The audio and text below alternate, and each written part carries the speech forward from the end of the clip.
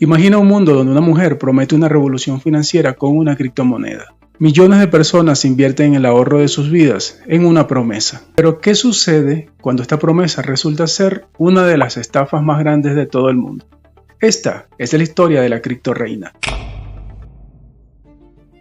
El 30 de mayo de 1980, en Bulgaria, nacía Ruja Ignatova, donde vivió hasta los 10 años. Posteriormente se mudó con su familia para Alemania. Sus profesores dicen que era una joven muy inteligente, la cual destacó académicamente, aprendió inglés y alemán de manera muy avanzada. Su camino académico fue plagado de éxito. Se doctoró en Derecho en la Universidad de Constanza en 2005. También obtuvo un máster en Derecho Europeo y trabajó para importantes consultoras como por ejemplo McKinsey Company. Entonces imaginarán, con esta impecable carta de presentación y adicionalmente una idea millonaria en mente, puso al mundo a sus pies. Ruja Ignatova, una brillante empresaria búlgara con un doctorado en Derecho, emergió en el escenario global con una visión ambiciosa: OneCoin, presentada como la próxima gran criptomoneda. OneCoin prometía cambiar la forma en que el mundo entendía y usaba el dinero. La apodaba The Bitcoin Killer o asesina de Bitcoin. En 2014, Ignatova fundó OneCoin Ltd. en colaboración con su socio Sebastian Greenwood, un gran vendedor de multinivel.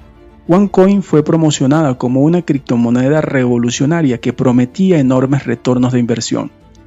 Ignatova realizó numerosas conferencias y eventos a nivel mundial, donde seducía a los inversionistas con promesas de riqueza rápida.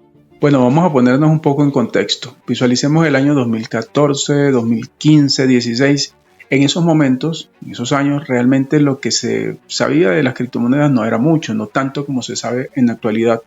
Y había una, vamos a decir que mancha negra en torno al BTC, gracias a que había sido utilizado en actos ilegales. Por ejemplo, los que usaban Silk Rock para comprar de todo.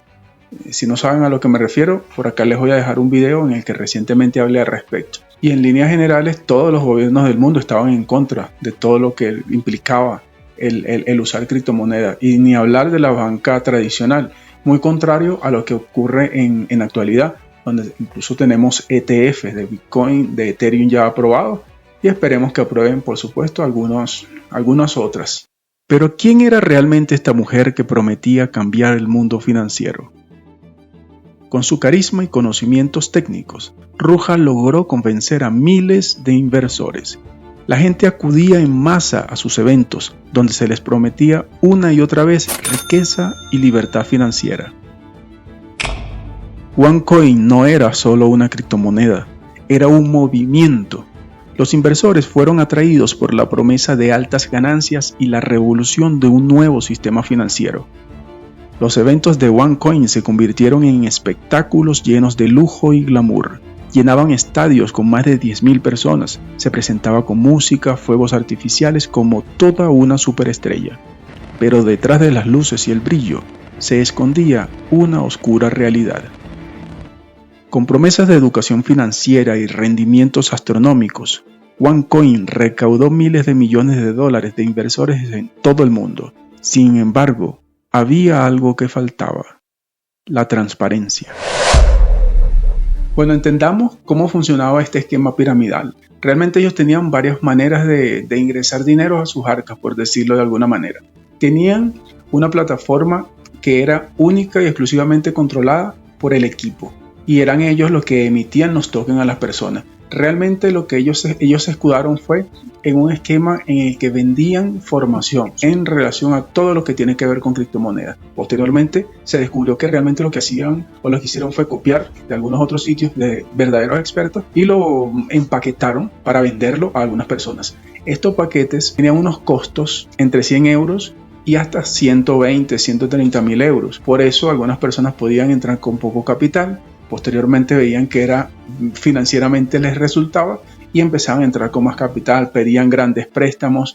El otro asunto aquí es que era un multinivel, es decir, yo invitaba a una persona, si esta persona compraba un paquete, yo me iba a ganar el 10% de lo que esta persona pagara. Pero si esta otra persona metía a 2 personas más, yo no solo ganaba por esta persona a quien yo invité, sino también por los otros 2 referidos de la persona. Por eso los primeros inversores, digamos que sí les resultó muy beneficioso. El otro asunto es que cuando comprabas el paquete, lo que ocurría era que te daban unos tokens, ¿sí? Que se reflejaban dentro de esa plataforma en la que tú ibas a tener una cuenta. No podías retirarlos absolutamente todos, sino que lo que te daban el chance era de ponerlos a minar, o sea, hacer stake, congelarlos, y eso te generaba un ingreso. Entonces, psicológicamente eso tenía un efecto, que tú veías que tú, por lo menos en pantalla, eso iba aumentando, pero no podías sacarlo todo, sencillamente te permitían sacar una pequeña parte. El otro detalle es que estos tokens no tenían un valor fuera del mercado creado por ellos únicamente. De hecho, crearon una casa de cambio que se llamaba OneCoin Exchange. Era allí donde tú podías hacer algunos cambios y lo podías cambiar a euros. Y como lo dije, no podías cambiarlo todo. Si tú tenías 10.000, 20.000, 30.000 euros allí, no podías sacarlo todo, sino una pequeña parte. Incluso había personas que no podían retirar absolutamente nada, pero siempre dejaban que alguno que otro retirara para poder, digamos que, tener constancia de que alguien sí estaba disfrutando de esa promesa financiera. De esta manera fue que esta empresa, OneCoin, logró recaudar fondos. Realmente fueron miles de millones de dólares en distintos continentes: África, América Latina, América del Norte, Asia incluso. Se estima que fueron entre 4.000 y 18.000 millones de dólares que en este caso entraron a esa empresa y que obviamente desaparecieron. A medida que OneCoin crecía, comenzaron a surgir dudas. Los expertos en criptomonedas y las autoridades financieras comenzaron a investigar las afirmaciones de OneCoin.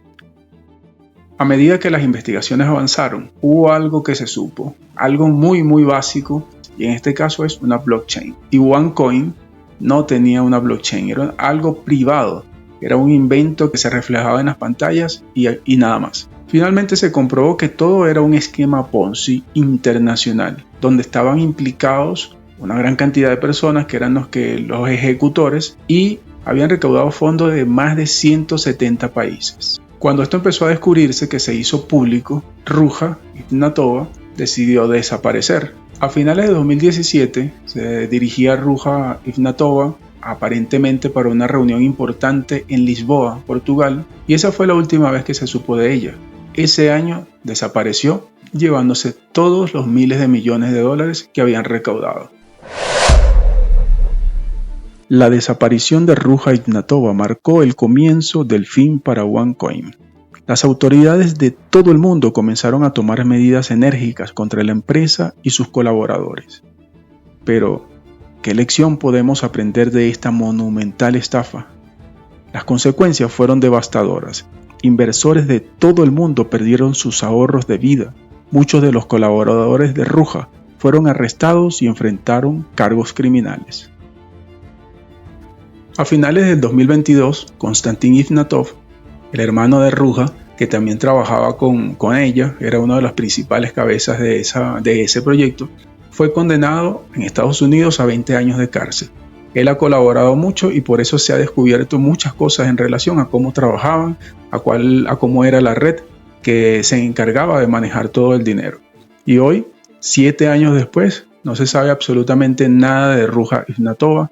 Hay muchas teorías al respecto. Algunas personas incluso han llegado a afirmar que ella fue asesinada por alguna de esas personas con las que llegó a relacionarse, porque hay que tener muy claro que para poder manejar miles de millones de dólares y movilizarlos de un lado a otro, amerita estar bien conectada con altos cargos a nivel financiero, a nivel de políticos incluso.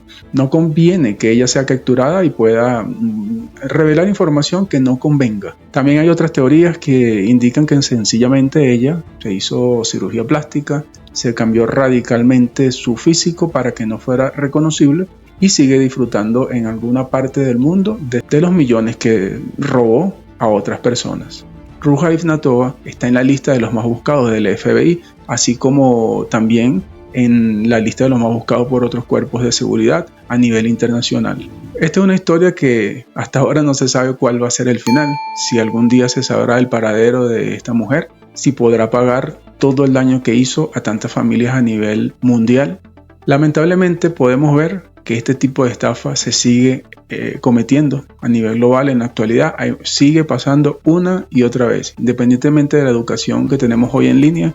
Esta es una de las razones por la cual yo he empezado a crear videos hablando de estafas, porque en lo particular también caí en algunas, como lo comenté en el video anterior, pero no queda de otra sino educarse, seguir trabajando, educar o por lo menos hacer el intento de dar información que pueda ayudar a otras personas. Sin más, me despido, esperando que este video les haya sido útil. Pueden pasarlo a otras personas para que también sepan acerca de este tipo de cosas y por favor no caigan en ellas. Recuerden que no todo lo que brilla es oro. Los invito a suscribirse y nos vemos en el próximo video.